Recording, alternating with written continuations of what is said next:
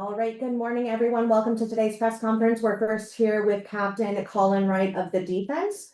We will take questions the same way we do for all press conferences using the raise hand feature on Zoom, and we will call on you as those questions come in.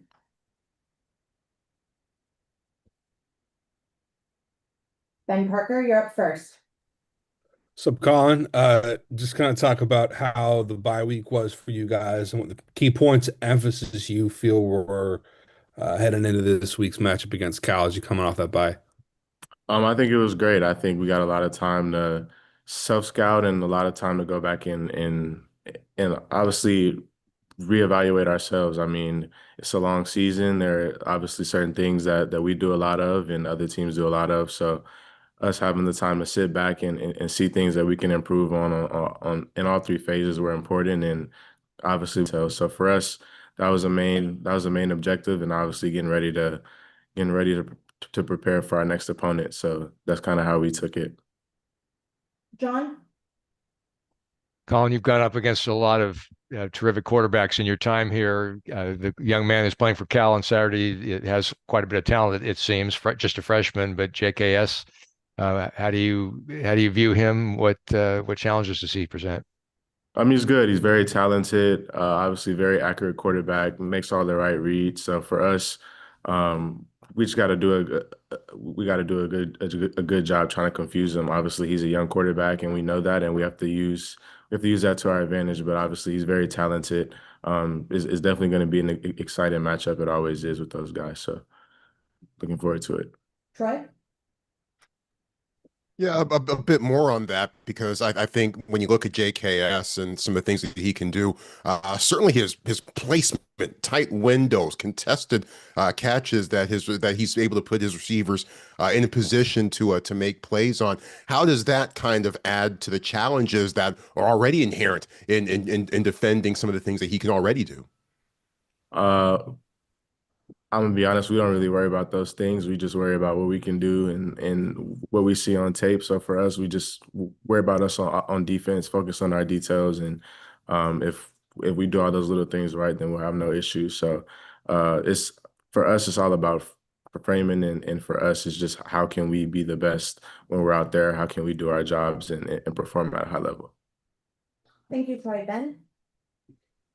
Yeah, what just kind of your thoughts on their receiver, De Jesus? He's leading the team in receptions and receiving yards. Just talk about the dangers that he posed in the matchup. You might be matchup with him, so just talk about what he brings for the Bears. Yeah, he's also very talented, obviously fast, very shifty. He's quite like a lot of other great guys that we've played this year. So obviously poses a big challenge for us. We have to know where he is. They love to give him the ball, and I know he leads the team in receptions. I think he has about 75 targets, which is pretty high in this day and age, given how much they throw the ball. So obviously communication for us is going to be a huge thing, knowing where he is and trying to limit all those explosive plays and kind of his strengths that he poses on us. John? Colin, not asking you to give away any of your personal coverage secrets here, but just for a fan watching, generally speaking, what's the difference in covering a receiver like De Jesus, who's shorter, quicker, whip routes, versus the other guys that say Cal has number 4, number 7, number 15 that are bigger receivers, maybe not as shifty. For a defensive back, what are some principles?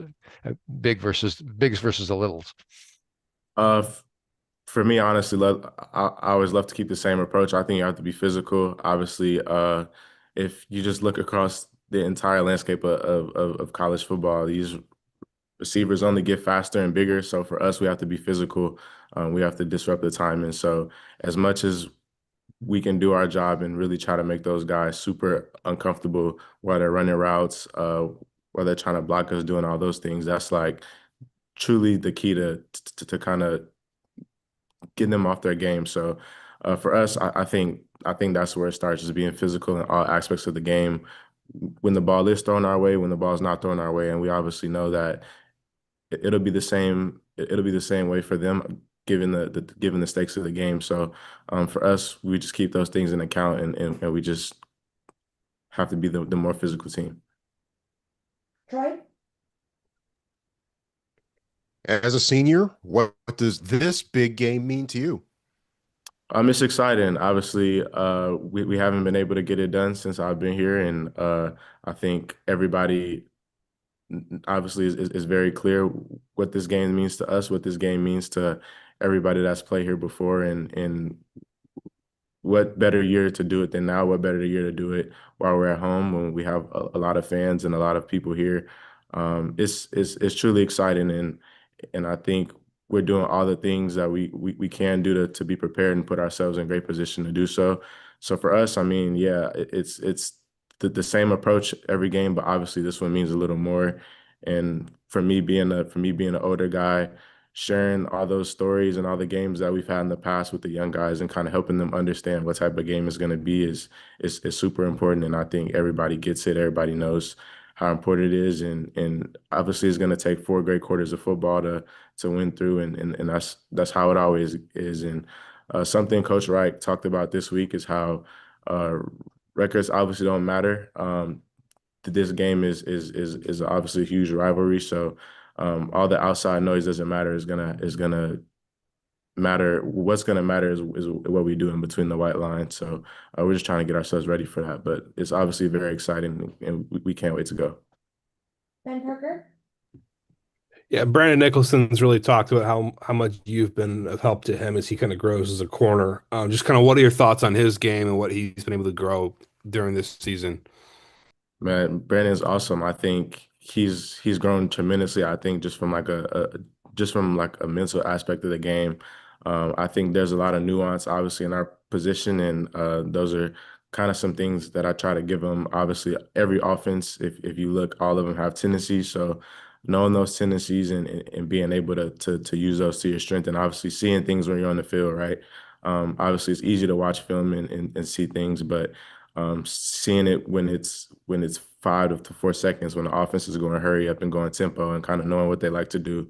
So I think that's one way he's grown tremendously. And obviously he loves getting the ball, loves playing the ball. Obviously he caught those 2 picks against Pitt, which speaks to his preparation, just going out there and being a ball player. So super excited for his development and obviously what he's going to continue to do to finish out the year. And obviously his future is very bright. So love Brandon, wishing nothing but the best.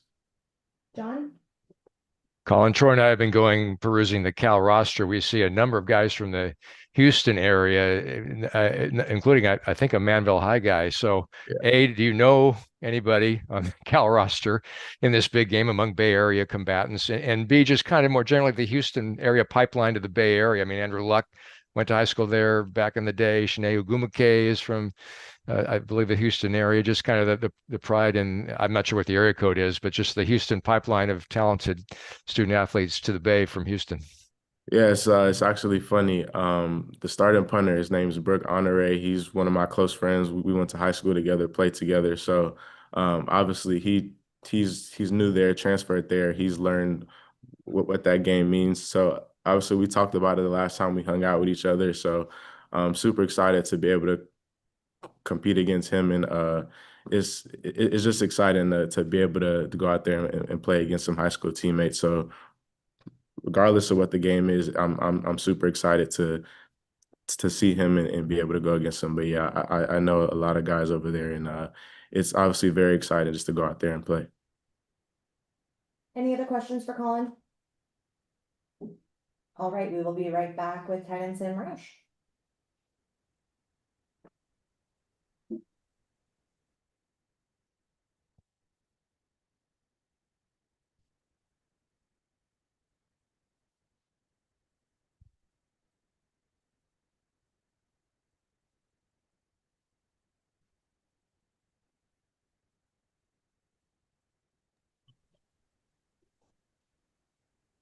All right, we are right back now with tight end Sam Roush, our offensive captain. We will take questions the exact same way we did for Collin using the raised hand feature on Zoom, and I will call on you as those come in. John, you're up first. Sam, talk about the adjustment. That may be too strong a word, but just adjusting to Elijah Brown at quarterback seems like your productivity has not fallen off at all. Do you provide sort of elder statesman help to him, or just kind of how's it been like working with Elijah? Yeah, I mean, he did a great job last week. Obviously we gotta, clean up some stuff in the protection, but we were running the ball well, and I thought in the second half, our offense kind of started to show some flashes, and we're gonna carry that over to this week. But yeah, Elijah's been doing great. And obviously we've got a great offensive system as well. So, those two things together are gonna continue to help us grow. One quick follow-up. Is there something, a characteristic of his that you really like in an underclassman or a young player? But not just maybe one thing that you really liked about his, assuming the leadership role in the huddle.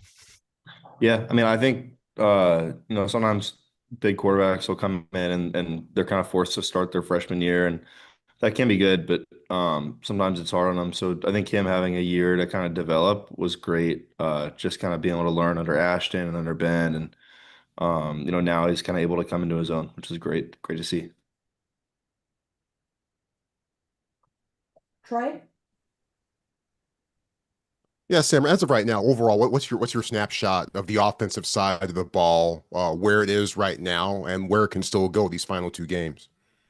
Yeah, I mean, we're gonna keep fighting. Obviously, this is the biggest game of the year, big game. It's a big deal. So, I think we're gonna perform well on Saturday. Obviously, with the bye week, we've gotten some fresh legs. It's great. Able to do some self scout, and kind of reevaluate, what we want to do, and we're excited to kind of show that on Saturday. Thank you, Troy. Ben? Yeah, I was kind of curious, what are the main points of emphasis that Nate Byams kind of had with your room and the offense during the bye week heading into this week? Yeah, I mean, a big point of emphasis for us this week is just top of routes, making sure we're getting separation. But there's a lot of technique work that we're doing constantly throughout the season, and you can get more of that in the bye week. So just continuing to drill the basics. That's really how you get better. John?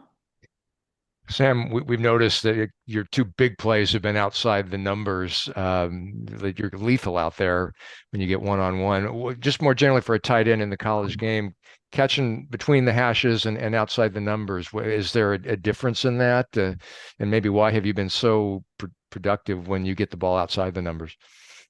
Yeah. One of those was kind of a broken play, obviously, against Pitt, and then see Boston College. It was a play action. I was just on the corner and they cut me free. But yeah, outside the numbers, it's more space. You got to be able to move around and kind of read the defense, read the defenders, as opposed to, I guess, in the box. You just kind of catch the ball and get vertical and hope you break a couple tackles. Troy? Got another one, or are you good? Yeah, no, I do have another one. Sorry, a little slow on the draw here a bit. Stupid head cold. Defensively, Cal always seems to have such a super tough secondary, and even though you might not necessarily have to deal with them directly, but Masses, perhaps the best corner in the conference. What's your read on the Cal secondary? Yeah, I mean, last year they had, I think, three dudes get drafted. So they had a good secondary last year, and they were gonna have to come in and kind of replace some guys. And they've done a really good job at that. I'm impressed with their secondary. Obviously they've got some stud linebackers as well, but yeah, I mean, they've done a really good job of kind of filling in the spots that were vacated last year. Yeah, for you as a senior, just talk about kind of still in Troy's question for that he asked Collin. Sorry, Troy. Just how much this big game means to you as a senior, and yeah, obviously your class hasn't won one yet, a big game, and just talk about how much this particular one means for you as you are as a senior now. Yeah, I mean, this is my last crack at it. The last 3 years, two of them were our game, and we kind of let that go. So that kind of sticks with me, and obviously this is the biggest game of the year for me and for the team, and it means a lot. John? Just following up on that, and the wrong answer here would be it's just another game, even though I know you guys are looking for 1-0. But what to you, Sam, is different about the big game? Is it more chanting as you come out the tunnel? Is there more talking on the field, or is once the once the first second ticks off the clock, is it the same? I mean, what's a little nuanced or different, if at all, once the game begins when you play Cal? Yeah, I mean, with rivalry games, there's more emotion. Me personally, I think I play better if I see it as another game. So I'm gonna do my best to kind of view it that way and play that way. But yeah, I mean, there's more emotion. You'll see more energy on the sideline. Obviously, we're 40 minutes apart, so there's going to be a lot of Stanford fans there, and there's going to be a lot of Cal fans there. It'll be an intense environment, and it means a lot, not just to us on the team and the coaches, but it means a lot to the students and the people that live in the area. Ben Parker? Yeah, Cal gives up 150 plus rushing yards a game. I think it's like 155. Just from your perspective as a tight end, what do you think? How key do you feel like the run game is going to be for you guys in this particular matchup? Yeah, super important. Run game is something that's a big part of our offensive identity. We believe that, if you're gonna get the pass game going, you got to run the ball effectively. And so that's something that, we're aiming to do on Saturday. But yeah, I mean, there's been a couple outliers in there, like Virginia Tech was just kind of running. I think they ran a lot of power read with their quarterback, and they ran for like 350 yards. So that's a little bit different than what we'll be doing. But yeah, we've got some good schemes ready. John? Sam, speaking of between the hashes, Cal has a couple of standout linebackers, number 0, Olave, and number 41, Luke Farrelly, who had a big play in their game against Boston College. What do you see in the linebacking crew and in those two players in particular? Yeah, both really solid players. I think Olave was out last game, but we expect him to be back. He's a total stud, super athletic, reads the ball well. He's jumping around, messing with offensive linemen on their combos. So he's a stud. And Luke Farrelly is super twitchy and athletic. I've seen him make a lot of plays in space, perimeter blocking and whatnot. But yeah, I mean they're both some really good linebackers, and I'm excited for the challenge. Any other questions for Sam? All right, thank you so much for attending today's press conference. We hope to see you Saturday at the 128th big game.